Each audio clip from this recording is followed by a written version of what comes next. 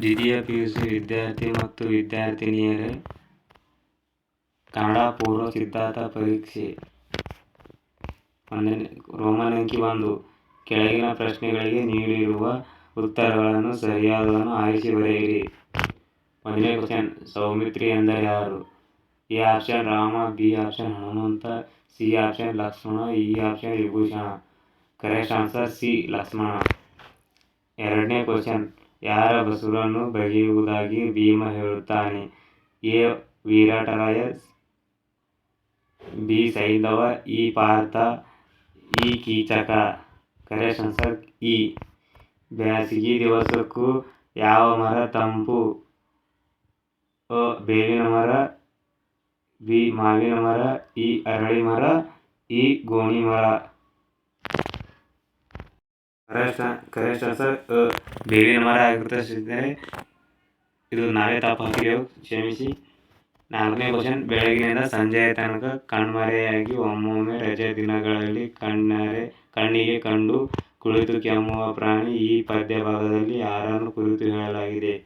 ಅ ಅಣ್ಣ, ಆ ದೊಡ್ಡಪ್ಪ, ಇ ತಮ್ಮ, ಇ ತಂದೆ. ಕರೆಕ್ಟ್ ಆನ್ಸರ್ ಇ ತಂದೆ. ಮುದುಕಿಯು ಯಾವ ದೇವರಿಗೆ ಹರಕೆ ಹೊತ್ತಳು? ಅ ತಿಮ್ಮಪ್ಪ, ಆ ಗುಟ್ಟೆ ಮಲ್ಲಪ್ಪ, ಇ ಗಣಪತಿ, ಇ ಶ್ರೀಕೃಷ್ಣ. ಆ ಗುಟ್ಟೆ ಯಲ್ಲಪ್ಪ ಆಗಿರುತ್ತದೆ. 6ನೇ ಕ್ವಶನ್, ಬಸಲಿಂಗನ ಹೆಂಡತಿ ಹೆಸರೇನು? ಅ ಮಲ್ಲವ್ವ, ಆ ಶಿವಲಿಂಗಿ, ಇ ಸಿದ್ಲಿಂಗಿ, ಇ ಶಾಂಭವಿ. ಇ ಸಿದ್ಲಿಂಗಿ ಕರೆಕ್ಟ್ ಆನ್ಸರ್ ಆಗಿರುತ್ತದೆ.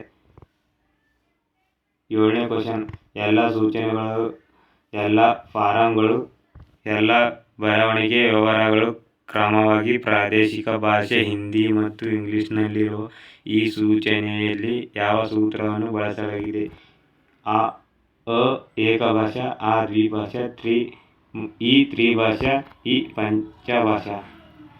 ಇ ತ್ರಿಭಾಷಾ ಕರೆಕ್ಟ್ ಆಗಿರುತ್ತದೆ.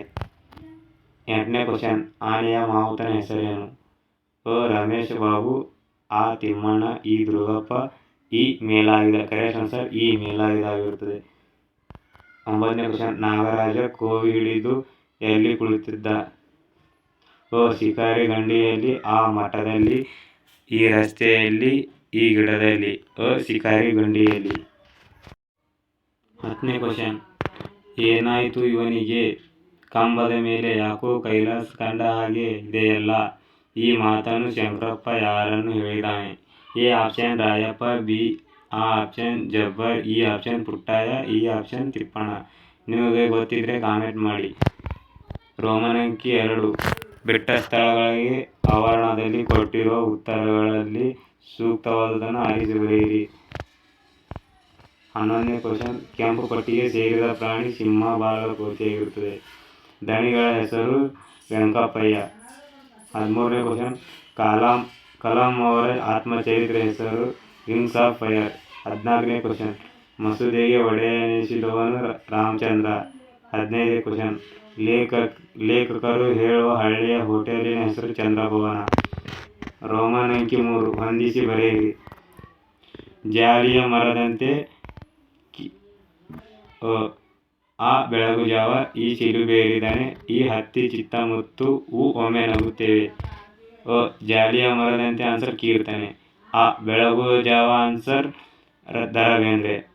ಈ ಚಿಲುಬೇರಿದನೆ answer KS Nisar Ahmed.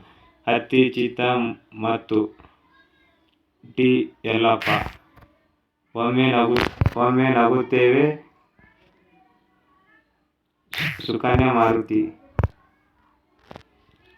Roman ಅಂಕಿ 4, ಯಾವುದಾದರೂ 3 ಪ್ರಶ್ನೆಗಳಿಗೆ 2-3 ವಾಕ್ಯಗಳಲ್ಲಿ ಉತ್ತರಿಸಿ. 17ನೇ ಕ್ವಶನ್, ಬಸವಣ್ಣನ ಪ್ರಕಾರ ಯಾವಾಗ ನಿಲ್ಲಬಹುದು, ಯಾವಾಗ ನಿಲ್ಲದು? ಒಲೆ ಹತ್ತಿ ಉರಿದಾಗ ನಿಲ್ಲಬಹುದು, ಧರೆ ಹತ್ತಿ ಉರಿದಾಗ ನಿಲ್ಲಲಾಗದು. 18ನೇ ಕ್ವಶನ್, ಬೆಳಕು ಬೇಟೆಗಾರ ಹೇಗೆ ಬರುತ್ತಾನೆ?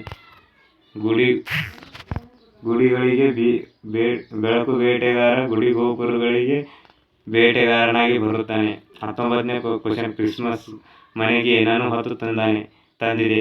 20ನೇ ಕ್ವಶನ್, ಎಣ್ಣೆಯಲ್ಲಿ ನೆನೆದು ಉರಿದ ಬತ್ತಿಯನ್ನು ಯಾವುದಕ್ಕೆ ಹೋಲಿಸಲಾಗಿದೆ? ರೋಮನ್ ಅಂಕಿ ಆ, ಯಾವುದಾದರೂ 2 ಪ್ರಶ್ನೆಗಳಿಗೆ 2-3 ವಾಕ್ಯಗಳಲ್ಲಿ ಉತ್ತರಿಸಿ. 21ನೇ ಕ್ವಶನ್, ಬ್ರಿಟಿಷರು ಬರುವ ಮೊದಲು ವಾಲ್ಪಾರ ಹೇಗಿತ್ತು? Full annual exam fix question ಆಗಿರುತ್ತದೆ. 22ನೇ ಕ್ವಶನ್, ಕಮಲಾ ಮೇಡಮ್ ವೈದ್ಯರ ಯಾವ ಸಲಹೆಯನ್ನು ರೂಢಿಸಿಕೊಂಡರು? ಇದು ಕೂಡ ಫಿಕ್ಸ್ ಕ್ವಶನ್ ಆಗಿರುತ್ತದೆ.